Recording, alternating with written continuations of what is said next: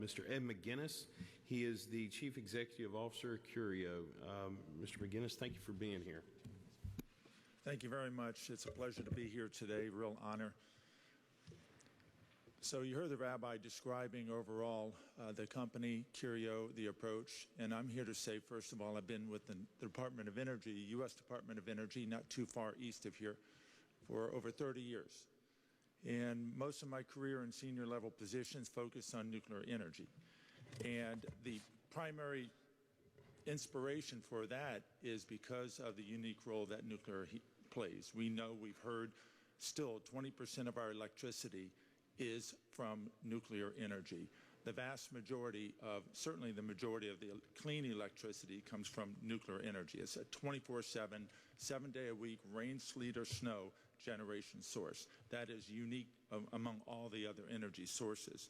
So I dedicated my majority of my career to that. Frankly, though, we have never really realized the full potential of nuclear energy, in my humble opinion.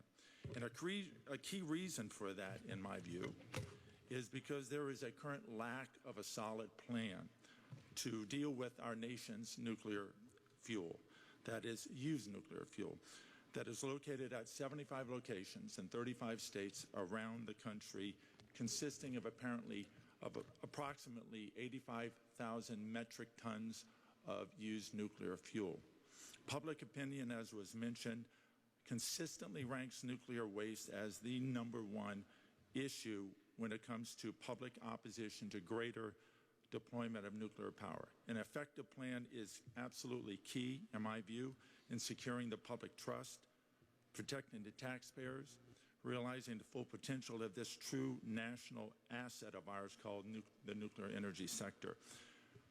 I know this firsthand because I manage those very programs in the Department of Energy. I manage the nuclear energy programs, the used nuclear fuel programs, and the nuclear waste program. I've been afforded a unique opportunity, a privileged opportunity to see efforts to try and deal with the used nuclear fuel. Unfortunately, none of them have succeeded. Try as many bright and determined people have. In my view, there were several key missing elements. In fact, it was 2 years ago when I was working at the White House on loan from the Department of Energy. And when I was there, I encountered my first plan that in my career that I believe has those key elements needed to once and for all effectively address our nation's used nuclear fuel in a thoughtful way. That plan was the result of an innovative and bold vision, not coming from government, but coming from the private sector, coming from Rabbi Moskowitz. And that's where I met him at the White House, and that's when I first heard about his vision and his bold approach, innovative approach to addressing our nation's used nuclear fuel. And his approach really draws on a no-nonsense private sector approach, using the wherewithal of his experts and making sure that there's a win-win-win for all the key stakeholders. And so he developed this company and founded this company called Curio. The key ingredients include, one aspect is the plan that our nation's 85,000 metric tons should no longer be seen as waste. It is not a waste. In fact, it is a highly valuable resource, and it represents a tremendous amount of opportunity for products to be brought to the market. The energy contained in this used fuel has just barely, in my view, been tapped, and existing inventory can serve as a key element of our efforts to ensure future energy security, meeting our growing electricity demands, effectively tackling climate change priorities, and ensuring an environmentally sustainable approach to this used nuclear fuel that is in these 75 locations in 35 states. Next slide. In fact, the idea of recycling the used fuel that has been and continues to be produced by our nation's fleet of reactors is an obvious thing to do, in my view, and it absolutely needs to be addressed in a prompt manner. Furthermore, the longest-lived radioactive materials in the used fuel would require secure storage if we go with what is described to the left, which is the government approach right now of a once-through fuel cycle. It is a non-circular, non-sustaining, non-recycling approach. With this approach, we are talking about having to have the used fuel be managed according to EPA limits for dosage 10,000 years plus. And that makes it incredibly challenging to convince the public to support that. It can actually be used and consumed, nuclear fuel, for many of the next generation of advanced reactors as one key source of the used fuel. By recycling, we would consume virtually all of the high-level radioactive materials, with only 4% remaining in the form of fission products that would require safe storage for up to 300 years, but in fact, with some new transformational battery approaches and other types of uses using this remaining 4% of fission products, it may be that we don't even have to deal with the 300-year storage for the remaining 4%. This is called taking what is seen as a waste and maximizing the products from that used nuclear fuel in a maximum way, in a private sector way, in a thoughtful way. A second missing element, in my view, in past efforts was frankly the lack of a no-nonsense private sector approach that finds multiple and substantive win-wins for various stakeholders, in particular consenting states and local communities. Curio's plan includes an innovative, integrated, and modular used nuclear fuel recycling facility that would only be the size of a football field, and next slide, as opposed to the current recycling facilities around the world that were all conceived and managed state-owned companies. So that's one of the key elements of success, in my view, in breaking this logjam, is having a thoughtful, efficient, private sector approach to solving this problem. So what you see is an example with the new cycle recycling facility that has already been developed with an initial design.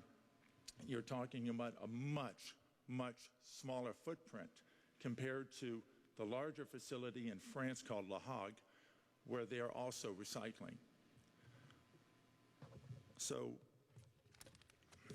what is so compelling in my view about this approach is not only in the compact modular size, but the multiple product lines, like I said, including the product of enriched uranium that would go into the market for light water reactors, and which would also extract what we call the transuranic fuels.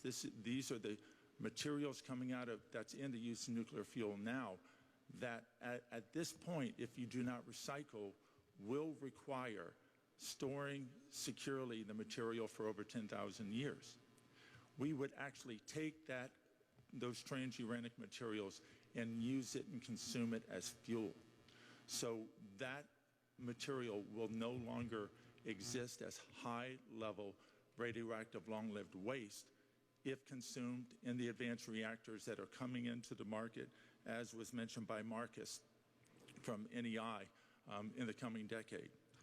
So this second key missing element is frankly a fresh, clean, entrepreneurial approach that seeks to maximize the value proposition of this material, including developing multiple and very profitable business lines. In 30 years in government, I have absolutely found that engaging with the stakeholders and not just coming up with a solution that doesn't properly and provide the substantial funding in return to the local communities and states has got to be a key element of it. The U.S. government and the Department of Energy in particular are excellent at certain things. And I can tell you it is really important for enterprises and departments and stakeholders to do what they do best. The Department of Energy does a very good job with state-of-the-art technical and scientific facilities, for example, at our national labs. But 30 years, I can tell you what we're not as strong at nearly as in the private sector and that is coming up with thoughtful business models that maximizes product delivery and minimizes cost. So this approach does that. Another key ingredient is the business model itself. A detailed 15-year out financial plan with forecasted costs and margins has been developed for a Curio Nuclear's new cycle plant.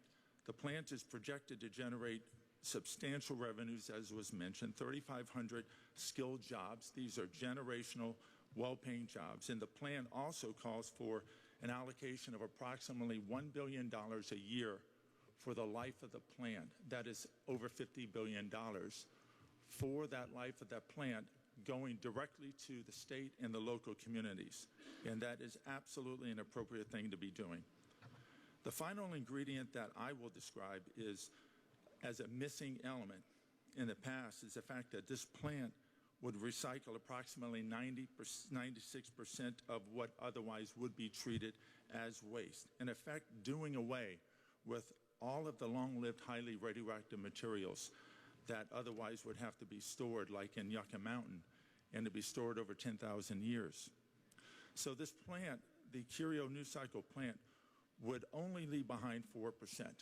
So when you're talking to a community about considering a nuclear power plant, we're offering also a solution where you're not going to have potentially stranded spent nuclear or used nuclear fuel, but we have a thoughtful, sustainable way to recycle and to take not only the source that is generating electricity, but taking the used fuel out of the reactor and turning it into an invaluable product.